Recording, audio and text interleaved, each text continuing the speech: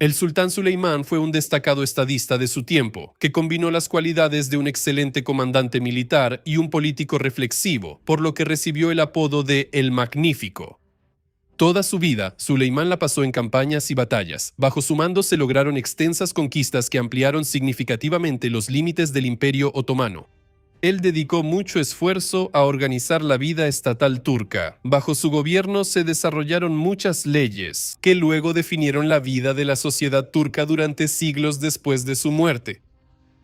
Les recuerdo que están en el canal Amazing History. Aquí solo hablamos de los eventos más interesantes de la historia del mundo antiguo y la Edad Media.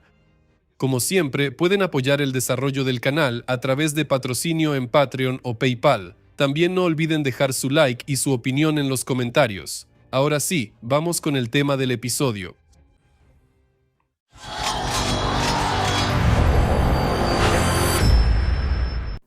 Para 1518, el Imperio Otomano bajo el mando de Selim, primero prácticamente se había duplicado en tamaño. Primero se anexó exitosamente el sultanato mameluco, lo que aseguró el control sobre Egipto, Siria y Líbano. Luego, gracias a los hermanos Barbarroja, Argelia se convirtió en una provincia otomana, lo que le dio a los otomanos una base para invadir Italia y España. Sin embargo, en 1520 el sultán Selim I muere y en el trono lo reemplaza su hijo de 26 años, Suleimán.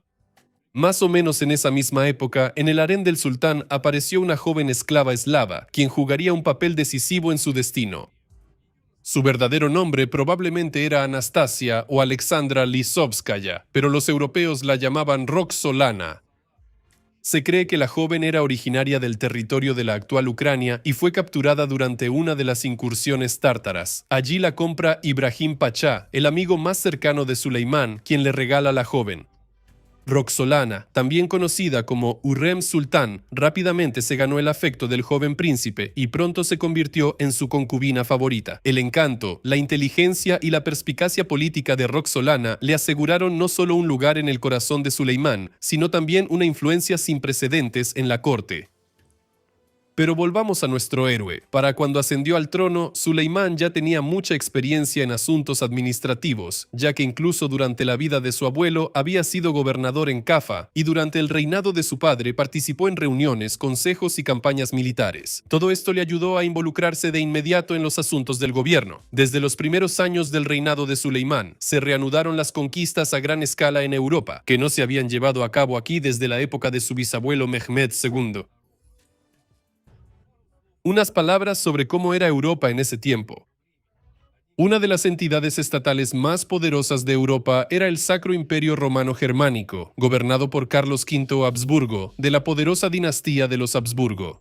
Él también era, al mismo tiempo, rey de España. El oponente de los Habsburgo en Europa era Francia, donde gobernaba el rey Francisco I. Los intereses de Francia y los Habsburgo se cruzaban en Italia, y pronto comienza una guerra a gran escala entre ellos. El reinado de Suleimán comenzó con la invasión a Hungría, con el objetivo de establecer el control sobre el Danubio. Este estado debilitado, desgarrado por luchas internas, se encontraba entre el Imperio Otomano y el Sacro Imperio Romano. En 1521, los otomanos sitiaron Belgrado, que en ese entonces formaba parte del Reino de Hungría. La guarnición de la fortaleza se defendió ferozmente y repelió más de 20 ataques. Sin embargo, los cañones de Suleimán, colocados en las islas frente a Belgrado, bombardearon continuamente las murallas de la ciudad y causaron grandes daños a los sitiados. Cuando de toda la guarnición quedaban no más de 400 hombres, los habitantes de Belgrado tuvieron que rendirse a merced del vencedor. Así, una de las ciudadelas cristianas más importantes de Europa pasó a manos de los otomanos, y de ahí se abría el camino hacia Hungría. Pero antes de comenzar una nueva guerra contra el rey húngaro, Suleimán tenía que resolver otro problema, es decir, conquistar Rodas, que en ese entonces pertenecía a los Caballeros de San Juan, también conocidos como los Hospitalarios. Durante más de 100 años, ellos habían sido un dolor en el trasero para los otomanos, y se dedicaban a la piratería, atacaban constantemente los barcos turcos y obstaculizaban los intentos de los otomanos de dominar el mar Mediterráneo. Suleimán finalmente decidió ponerle fin a esto y así fortalecer su posición en el Mediterráneo. Pero no era tan fácil lograrlo. Ya se habían hecho intentos fallidos de tomar la isla anteriormente. La ciudadela de Rodas era la más protegida del mundo cristiano, diseñada por los mejores ingenieros italianos. Era fácil de defender por todos lados y estaba protegida en la mayoría de los lugares por 3 anillos de gruesos muros de piedra con torres salientes, desde donde los defensores podían hostigar al enemigo desde diferentes ángulos. Suleimán entendía que tomar una fortaleza así requeriría muchos recursos, tanto materiales como humanos. Sin embargo, seguía firme en su determinación. El gran maestre de la orden, Felipe de Villiers de L'Isle-Adam, sabía sobre el inminente asedio y buscaba desesperadamente ayuda de los líderes europeos. Sus enviados tocaron las puertas de muchos reyes, pero solo los venecianos les enviaron parte de una guarnición desde Chipre para ayudarles. La conquista de Rodas era impensable sin una flota poderosa, la cual fue reconstruida principalmente para el verano de 1522.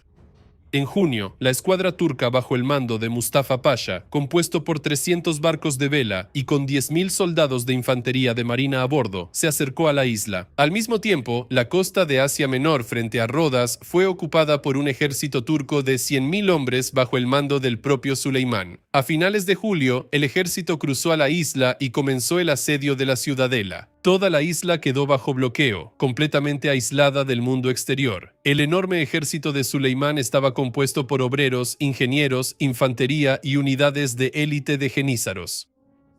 En comparación, las fuerzas defensoras de Rodas bajo el mando del Gran Maestre sumaban alrededor de 7.000 soldados, de los cuales solo 700 eran verdaderos caballeros de San Juan, mientras que el resto eran venecianos y la población civil griega local. Para cuando llegaron los otomanos, los hospitalarios ya estaban preparados para el asedio. Toda la cosecha de trigo de la isla fue recolectada y a través de la bahía se tendió una enorme cadena de hierro que impedía el acceso a la ciudad desde el mar. El sultán se instaló en una tienda ceremonial fuera del alcance de los disparos y solo después de eso el asedio comenzó formalmente.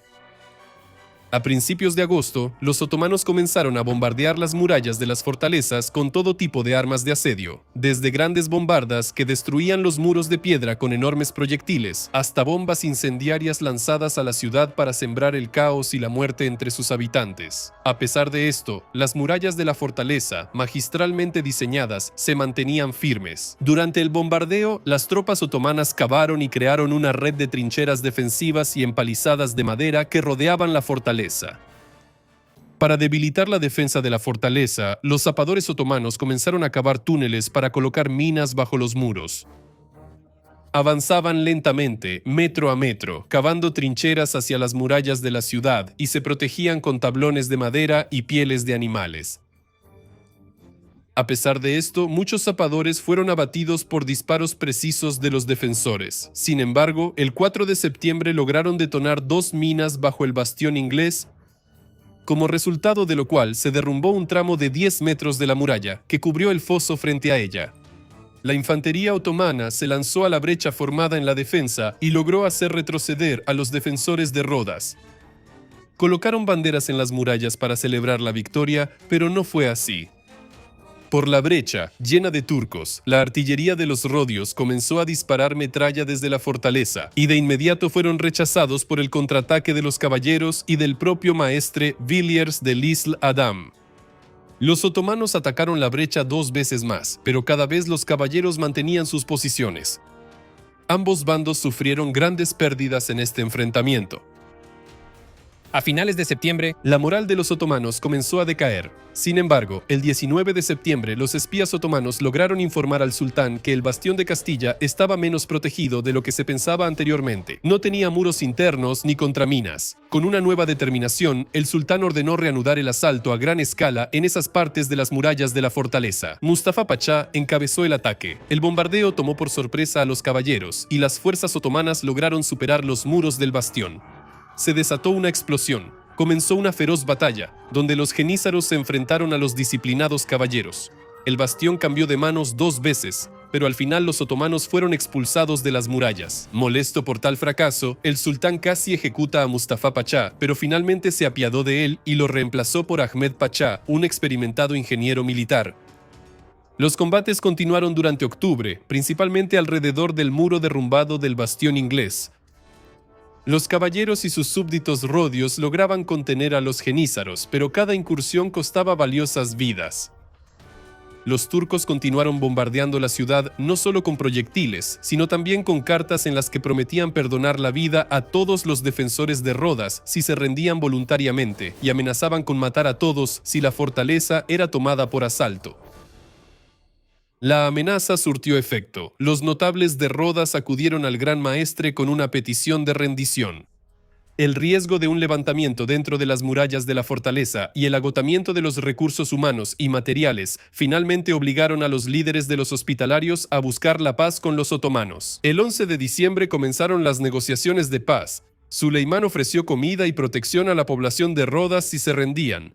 Muerte y esclavitud en caso de que tuvieran que tomar la ciudad por la fuerza. Las negociaciones pronto se detuvieron cuando los hospitalarios insistieron mucho en obtener garantías del sultán, quien ordenó a sus tropas continuar bombardeando la ciudad. El 17 de diciembre, las tropas otomanas capturaron una vez más el bastión de Castilla y mataron a sus defensores. Esta vez, permaneció en manos de los otomanos. Las posibilidades de defender la fortaleza estaban prácticamente agotadas. Delil Adam ordenó izar una bandera blanca sobre las murallas interiores.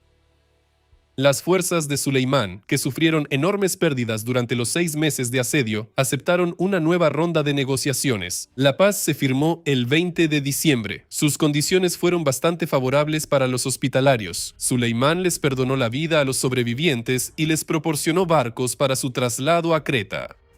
A los habitantes de Rodas se les prometió protección contra el saqueo, la profanación de iglesias y la exención de impuestos otomanos durante 5 años. Después de su partida, las fuentes occidentales y turcas difieren en cuanto a lo que sucedió después. Las fuentes occidentales afirman que después siguió el saqueo de la ciudad y que la iglesia de San Juan fue convertida en mezquita. Las fuentes también difieren en cuanto a las pérdidas de las tropas otomanas, dando cifras que van desde varios miles hasta 30.000 soldados. La consecuencia de la toma de Rodas por los otomanos fue su supremacía total en el mar Mediterráneo oriental. Ahora el sultán Suleimán podía dirigir su mirada hacia el corazón de Europa.